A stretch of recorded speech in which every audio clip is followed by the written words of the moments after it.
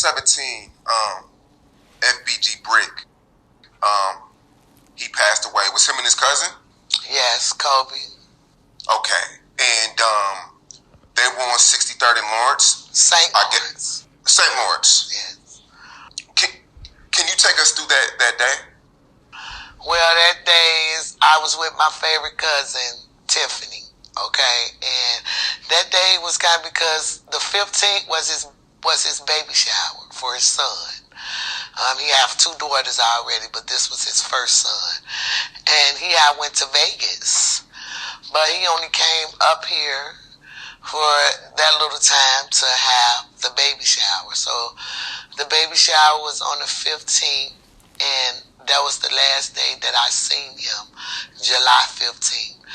I didn't see him on the 16th, but I talked to him. I didn't see him. So on the 17th, the last thing I saw, he was working out on Snapchat. You know, Snapchat on the last. And it's so ironic because him and Coby Snapchats were the same.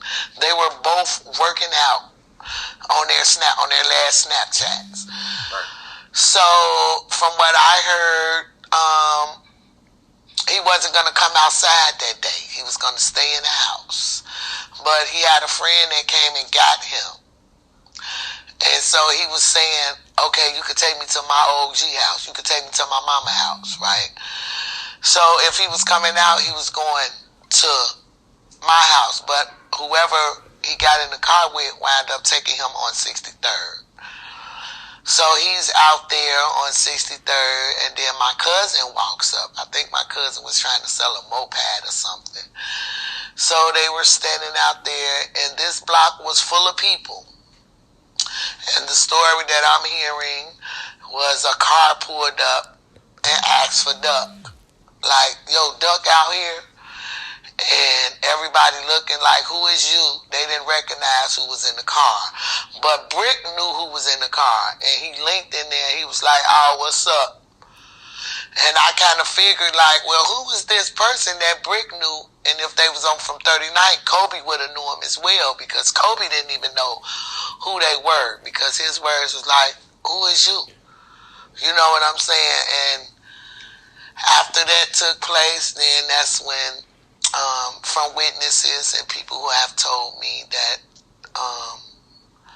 supposed to have been a car waiting in the back behind where they were standing, and then a car came up the one way, and they instantly shot Coby, and Brick tried to run and jump a gate, and was shot in the back, and he was also, I'm assuming the way his autopsy report was, that as he was running towards the back, somebody was back there waiting on him. So I wasn't aware that he was shot in his face until I went to identify him. So I get the call. I was dropping my cousin off, and one of my mud daughters, she called me. She say, Sheena, Coby is out here shot. He's not moving. He dead, but somebody say Brick is on the side of the house and he not moving. So I'm like, what? You know, I'm like, what's going on? So I panic and I rush to get there. And when I got there, I saw Coby laid out in the front, but I didn't see Jermaine because he was like in the cut, so the police would let me go back there. And I can just remember trying to break through them polices to get to my son.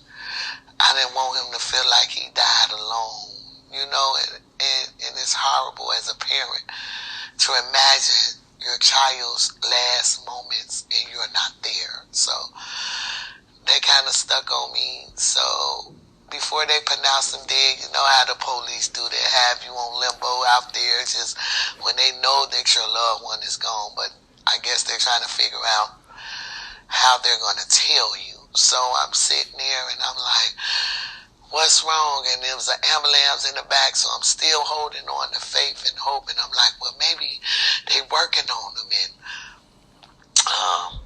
by this time, Duck had made it he had made it there. And it's a video on YouTube, and I don't know who recorded me, but I'm screaming, and I'm hollering, and I'm like, they killed him. I'm hollering to his best friend, like, the bastard killed him. And I'm like, okay. So when Duck came and the police walked up to us, and it was Brick's grandmother from his dad's side. She was there with me, and the police told me that they asked me to, like, do he have any tattoos or marks? And I explained, like, yes, he have a tattoo on his forehead, and that's how they let me know that was my son that was in the gangway. And I fainted. Like, it was like my legs collapsed, and I fainted, and I fell into my grandma. I hit my head. I remember that, hitting my head real hard on the ground.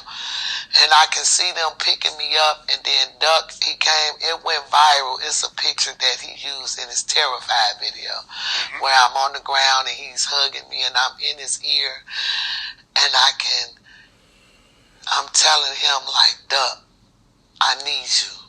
I don't need you doing nothing stupid. I say, your brother's gone. I need you. This is what I'm telling my son in his ear as he was embracing me at the scene. And he didn't say nothing. He just acted on it. His ass went in that studio and made them two pain mixtapes, baby, and that was it. And then he made Slide, got notice. A week later, he was getting calls from the labels, and he signed. So my son, I don't care about what nobody else parent say about their kids. I know mine. And I know what they'll do, and I know what they won't do. Rest in peace, Brick. Rest in peace, Duck.